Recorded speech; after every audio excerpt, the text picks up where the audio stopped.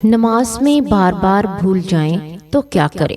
حضور صلی اللہ علیہ وآلہ وسلم نے فرمایا، اگر نماز بھول جاؤ تو صرف ایک کام کر لو، نماز قبول ہوگی۔ بسم اللہ الرحمن الرحیم۔ السلام علیکم ورحمۃ اللہ وبرکاتہ۔ پیارے ناظرین، نماز دین اسلام کی بنیاد اور ایمان کا عملی اظہار ہے۔ قرآن مجید میں جگہ جگہ نماز کی تاکید کی گئی ہے اور اسے ایمان والوں کی پہچان قرار دیا گیا ہے۔ اللہ تعالیٰ ارشاد فرماتا ہے کہ نماز قائم کرو، کیونکہ نماز بے حیائی اور برائی سے روکتی ہے اور یقیناً اللہ کا ذکر سب سے بڑی چیز ہے۔ ایک اور مقام پر فرمایا کہ اپنے رب سے مدد چاہو صبر اور نماز کے ذریعے، بے شک نماز اللہ کے سامنے عاجزی اختیار کرنے والوں کے سوا سب پر بھاری ہے۔ ان آیات سے صاف ظاہر ہوتا ہے کہ نماز صرف چند حرکات کا نام نہیں، بلکہ یہ بندے اور اس کے رب کے درمیان تعلق کو مضبوط کرنے کا ذریعہ ہے۔ یہی وہ عبادت ہے جس میں بندہ دنیا سے کٹ کر اللہ کے سامنے کھڑا ہو جاتا ہے۔ نماز کی اہمیت کا اندازہ اس بات سے بھی لگایا جا سکتا ہے کہ یہ وہ واحد عبادت ہے جو معراج کی رات براہ راست عطا کی گئی۔ حضور نبی کریم صلی اللہ علیہ وآلہ وسلم کو آسمانوں کی بلندیوں پر بلا کر امت کے لیے نماز کا تحفہ دیا گیا۔ یہ اس بات کی دلیل ہے کہ نماز اللہ کے نزدیک کس قدر محبوب اور عظیم عبادت ہے۔ قرآن کریم میں یہ بھی فرمایا گیا کہ ایمان والے وہ ہیں جو اپنی نمازوں کی حفاظت کرتے ہیں، یعنی وقت، خشوع، ارکان اور آداب کے ساتھ نماز ادا کرتے ہیں۔ نماز دراصل بندے کے ایمان کی حفاظت کرتی ہے، اس کے دل کو سکون دیتی ہے اور اس کی زندگی کو نظم و ضبط عطا کرتی ہے۔ بے شک انسان فطرتاً بھولنے والا ہے، انسان خطا کا پتلا ہے، اس سے غلطی ہو جانا، بھول ہو جانا، کمزور پڑ جانا، یہ سب انسانی فطرت میں شامل ہے۔ دنیا کی مصروفیات، گھریلو پریشانیاں، معاشی دباؤ، ذہنی الجھنیں اور روزمرہ کے مسائل انسان کے ذہن کو بوجھل کر دیتے ہیں۔ جب انسان ان سب میں گھرا ہوتا ہے اور نماز کے لیے کھڑا ہوتا ہے تو کئی مرتبہ ایسا ہوتا ہے کہ اس کی توجہ ہٹ جاتی ہے، رکعتوں کی تعداد بھول جاتی ہے، یہ یاد نہیں رہتا کہ کون سا رکن ادا ہو چکا ہے اور کون سا باقی ہے۔ ایسے میں بہت سے لوگ پریشان ہو جاتے ہیں اور دل میں یہ وسوسہ آتا ہے کہ شاید میری نماز قبول نہیں، شاید کہ میں گناہگار ہو گیا ہوں۔ اللہ تعالیٰ قرآن مجید میں انسان کی کمزوریوں کو جانتے ہوئے اس پر آسانیاں نازل فرماتا ہے۔ اللہ تعالیٰ فرماتا ہے کہ اللہ کسی جان پر اس کی طاقت سے زیادہ بوجھ نہیں ڈالتا۔ اسی طرح دین اسلام میں عبادات کے اندر بھی آسانی رکھی گئی۔ نماز میں بھول جانا، غلطی ہو جانا یا کوئی چیز رہ جانا ایسی بات نہیں جس پر انسان مایوس ہو جائے، بلکہ اللہ اور اس کے رسول صلی اللہ علیہ وآلہ وسلم نے اس کا حل بھی بتایا ہے۔ قرآن مجید میں اللہ تبارک و تعالیٰ فرماتا ہے کہ اے ایمان والو، نماز قائم کرو اور رکوع کرنے والوں کے ساتھ رکوع کرو۔ اس حکم میں نماز کی پابندی بھی ہے اور جماعت کی ترغیب بھی۔ اسی طرح ایک اور مقام پر فرمایا کہ نماز مومنوں پر وقت مقررہ کے ساتھ فرض کی گئی ہے۔ یہ آیات ہمیں بتاتی ہیں کہ نماز کو اس کے وقت پر ادا کرنا ضروری ہے، مگر اگر اس کے اندر کوئی بھول ہو جائے تو اللہ کی رحمت اس قدر وسیع ہے کہ وہ بندے کو مایوس نہیں ہونے دیتی۔ احادیث مبارکہ میں نماز کی فضیلت اور اس کے احکام کو بڑی وضاحت کے ساتھ بیان کیا گیا ہے۔ حضور نبی کریم صلی اللہ علیہ وآلہ وسلم نے فرمایا کہ بندے اور کفر کے درمیان فرق نماز ہے۔ ایک اور حدیث میں فرمایا کہ قیامت کے دن سب سے پہلے نماز کے بارے میں سوال ہوگا، اور اگر نماز درست ہوئی تو باقی اعمال بھی درست ہو جائیں گے۔ ان احادیث سے نماز کی اہمیت واضح ہو جاتی ہے، مگر ساتھ ہی حضور صلی اللہ علیہ وآلہ وسلم نے امت کی کمزوریوں کو بھی مد نظر رکھا اور جہاں سختی تھی وہاں آسانی بھی عطا فرمائی۔ حضور نبی کریم صلی اللہ علیہ وآلہ وسلم کی سیرت مبارکہ سے ہمیں یہ سبق ملتا ہے کہ آپ صلی اللہ علیہ وآلہ وسلم نے کبھی بھی دین کو بوجھ نہیں بنایا۔ اگر کوئی صحابی نماز میں بھول جاتا تو آپ صلی اللہ علیہ وآلہ وسلم اس پر ناراض نہیں ہوتے تھے، بلکہ محبت اور حکمت کے ساتھ اس کی اصلاح فرماتے تھے۔ احادیث میں آتا ہے کہ خود حضور صلی اللہ علیہ وآلہ وسلم سے بھی نماز میں کبھی سہو ہو گیا، یعنی آپ کسی رکعت میں بھول گئے۔ نماز مکمل کرنے کے بعد آپ نے صحابہ سے دریافت فرمایا اور پھر سجدہ سہو ادا کیا۔ اس عمل کے ذریعے امت کو یہ سکھایا گیا کہ اگر نماز میں بھول ہو جائے تو اس کا ایک شرعی حل موجود ہے۔ یہ بات بہت اہم ہے کہ جب حضور صلی اللہ علیہ وآلہ وسلم سے سہو ہو سکتا ہے تو امت کے افراد سے تو بدرجہ اولا ہو سکتا ہے۔ اسی لیے نماز میں بھول جانے پر گھبرانا نہیں چاہیے، بلکہ سنت کے مطابق اس کی اصلاح کرنی چاہیے۔ حضور صلی اللہ علیہ وآلہ وسلم نے فرمایا، اگر تم میں سے کوئی نماز میں بھول جائے تو بیٹھے بیٹھے 2 سجدے کر لے۔ یہ سجدے شیطان کی ناک رگڑنے کا باعث بنتے ہیں۔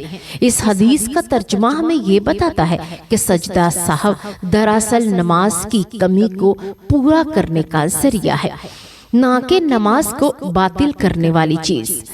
انسان جب نماز میں کھڑا ہوتا ہے تو شیطان پوری کوشش کرتا ہے کہ اس کی توجہ ہٹا دے، کبھی دنیا کے خیالات، کبھی ماضی کی باتیں تو کبھی مستقبل کے فکر دل میں ڈال دی جاتی ہے۔ اسی لیے قرآن مجید میں فرمایا گیا کہ شیطان تمہارا کھلا دشمن ہے، اسے دشمن ہی سمجھو۔ نماز میں بھول جانا اکثر انہی وسوسوں کی وجہ سے ہوتا ہے، مگر اللہ تعالیٰ نے اس کا علاج بھی دین میں رکھا ہے۔ یہ سوال اکثر لوگوں کے ذہن میں آتا ہے کہ جو شخص نماز میں بار بار بھولتا ہے کیا اس کی نماز قبول ہوتی ہے؟ اس کا جواب بہت واضح ہے کہ اللہ تعالیٰ نیت کو دیکھتا ہے۔ اگر بندہ سچی نیت کے ساتھ نماز پڑھ رہا ہے، کوشش کر رہا ہے تو توجہ قائم رکھے، مگر انسانی کمزوری کی وجہ سے بھول جاتا ہے تو اللہ تعالیٰ اس کی نماز کو رد نہیں کرتا، بلکہ حضور صلی اللہ علیہ وآلہ وسلم کی تعلیم کے مطابق اگر آخر میں سجدہ سہو کر لیا جائے تو نماز مکمل اور درست ہو جاتی ہے۔ سجدہ سہو کا تصور ہمیں یہ سکھاتا ہے کہ دین میں سہولت ہے۔ یہ اس بات کی علامت ہے کہ اللہ تعالیٰ اپنے بندوں سے کامل فرشتوں جیسا عمل نہیں چاہتا، بلکہ اخلاص چاہتا ہے۔ جو بندہ اللہ کے سامنے عاجزی کے ساتھ کھڑا ہو، اپنی غلطی کو تسلیم کرے اور سنت کے مطابق اس کی اصلاح کرے تو اللہ تعالیٰ اس سے راضی ہو جاتا ہے۔ اب یہ جاننا بھی ضروری ہے کہ سجدہ سہو کیا ہے اور اس کا صحیح طریقہ کیا ہے۔ سجدہ سہو دراصل 2 سجدے ہیں جو نماز میں ہونے والی بھول کی تلافی کے لیے کیے جاتے ہیں۔ اگر نماز میں کسی واجب کو بھول کر چھوڑ دیا جائے یا شک ہو جائے تو کتنی رکعتیں پڑھی گئی ہیں تو غالب گمان کسی ایک طرف ہو جائے تو نماز کے آخر میں سجدہ سہو کیا جاتا ہے۔ سجدہ سہو کا صحیح طریقہ یہ ہے کہ جب نماز کے تمام رکعات مکمل ہو جائیں تو اور آخری قعدہ میں تشہد پڑھ لیا جائے تو دائیں طرف سلام پھیرنے کے بعد دونوں طرف سلام پھیرنے سے پہلے فقہی مسلک کے مطابق 2 سجدے کیے جائیں۔ ہر سجدے میں وہی تسبیح پڑھی جائے جو عام سجدے میں پڑھی جاتی ہے۔ 2 سجدے مکمل کرنے کے بعد دوبارہ تشہد، درود اور دعا پڑھ کر سلام پھیر دیا جائے گا۔ اسی طرح نماز مکمل ہو جاتی ہے اور اس میں ہونے والی بھول کی تلافی بھی ہو جاتی ہے۔ حضور صلی اللہ علیہ وآلہ وسلم نے عملی طور پر سجدہ سہو کر کے دکھایا تاکہ امت کو کسی قسم کا شک نہ رہے۔ آپ صلی اللہ علیہ وآلہ وسلم کی زندگی کا ہر پہلو ہمارے لیے رہنمائی ہے۔ نماز میں بھول جانے کے لیے آپ کی سنت یہ پیغام دیتی ہے کہ اللہ کی رحمت بہت وسیع ہے اور دین آسان ہے۔ آخر میں یہ سمجھ لینا بہت ضروری ہے کہ نماز کو ترک کر دینا یا اس کی وجہ سے مایوس ہو جانا شیطان کا مقصد ہے۔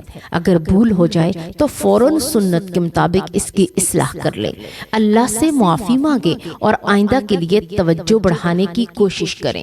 نماز میں خشوع پیدا کرنے کے لیے آہستہ آہستہ پڑھنا، معنی پر غور کرنا اور یہ احساس رکھنا کہ ہم اللہ کے سامنے کھڑے ہیں بہت مددگار ثابت ہوتا ہے۔ پیارے ناظرین، یہ بات جزوی طور پر درست فہم کے ساتھ بیان کرنا ضروری ہے کہ مسلمان اور کافر میں فرق صرف نماز کا ہے۔ اس جملے کی بنیاد احادیث نبویہ پر ہے، مگر اس کا مطلب سمجھنا بہت اہم ہے۔ نبی کریم صلی اللہ علیہ وآلہ وسلم نے فرمایا، آدمی اور کفر شرک کے درمیان فرق نماز ہے۔ ایک اور حدیث میں فرمایا کہ ہمارے اور ان کافروں کے درمیان عہد نماز ہے، جس نے نماز چھوڑ دی اس نے کفر کیا۔ ان احادیث سے واضح ہوتا ہے کہ نماز اسلام کی سب سے نمایاں علامت ہے۔ نماز وہ عبادت ہے جو مسلمانوں کو کافر سے عملی طور پر جدا کرتی ہے۔ اسی لیے حضور صلی اللہ علیہ وآلہ وسلم نے نماز کو ایمان اور کفر کے درمیان حد فاصل قرار دیا۔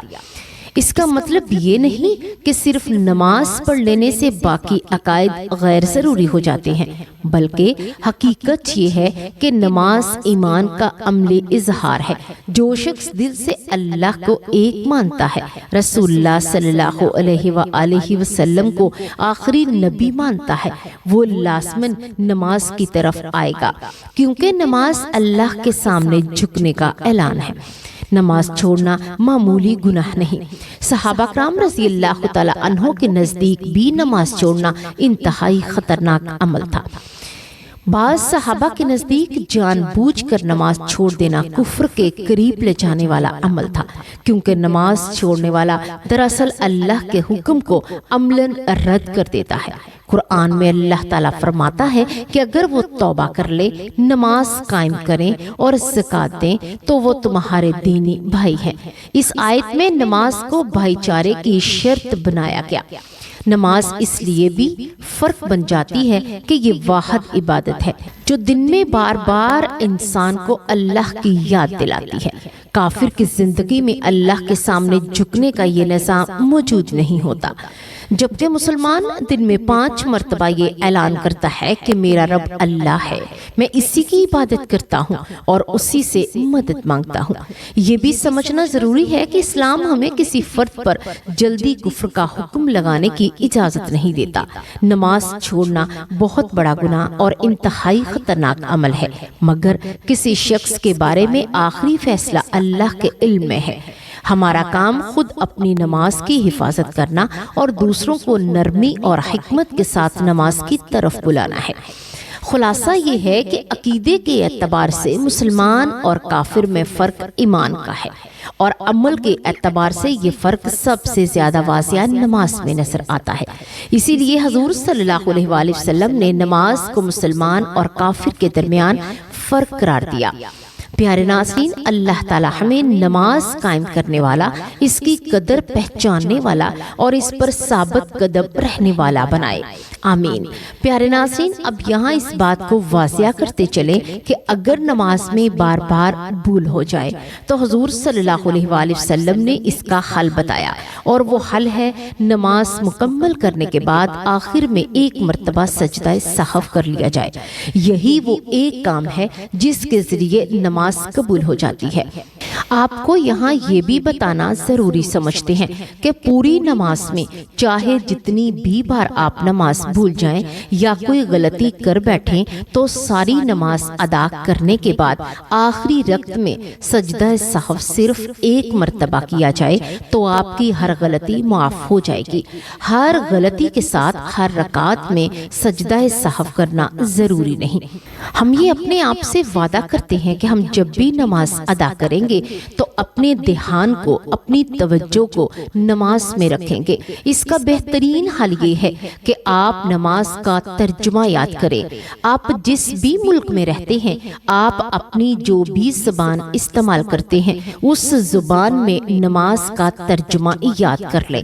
جب آپ نماز پڑھیں گے، آپ نماز عربی میں پڑھیں گے، لیکن جب آپ عربی کے ساتھ اس کا ترجمہ ذہن میں لائیں گے تو آپ کا دماغ یا آپ کا ذہن کبھی بھی دوسری طرف نہیں بٹے گا اور آپ کا دھیان، آپ کی توجہ نماز ہی کی طرف متوجہ رہے گی اور آپ کی نماز بہت اچھی ہوگی انشاءاللہ۔